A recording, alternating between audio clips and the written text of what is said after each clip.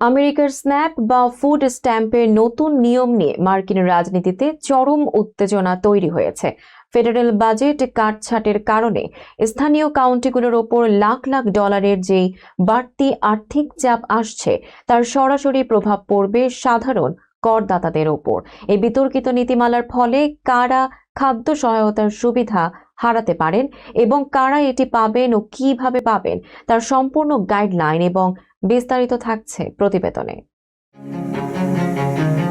আমেরিকায় নিম্ন আয়ের মানুষের খাদ্য সহায়তার অন্যতম বড় ভরসা স্ন্যাপ বা ফুড স্ট্যাম্প সুবিধা নিয়ে এবার শুরু হয়েছে নতুন রাজনৈতিক লড়াই। আগামী 1 অক্টোবর থেকে কার্যকর হতে যাওয়া স্ন্যাপের নতুন নিয়ম বাতিলের দাবিতে সোচ্চার হয়েছেন ডেমোক্র্যাটদের শীর্ষ নেতা এবং ইউএস সিনেটর চাক শুমার।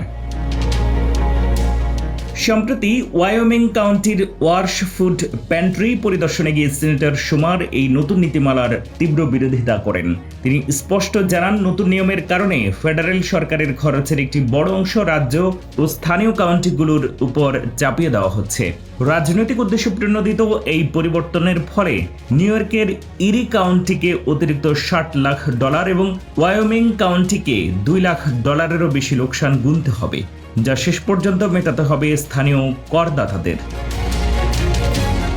শুমার সাফ জানিয়ে দিয়েছেন, স্ন্যাপের এই বাজেট কাটছাঁটের সমাধান না হলে তিনি আসন্ন ফার্ম বিলের সমর্থন দেবেন না। বিস্ময়করভাবে রিপাবলিকান কাউন্টি সুপারভাইজার জেমস ব্রিকো শুমারের এই দাবির সাথে একমত হয়েছেন। তার মতে এই ঘাটতি মেটাতে গেলে অন্য কোনো জরুরি নাগরিক সেবা বন্ধ করতে হবে।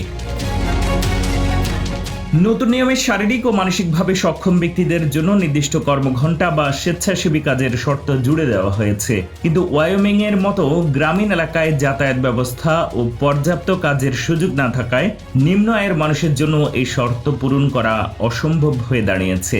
প্রতি মাসে শত শত পরিবার এই ফুড প্যান্ট্রির উপর নির্ভরশীল, যাদের স্ন্যাপ সুবিধা বন্ধ হলে থালায় খাবার জুটবে না।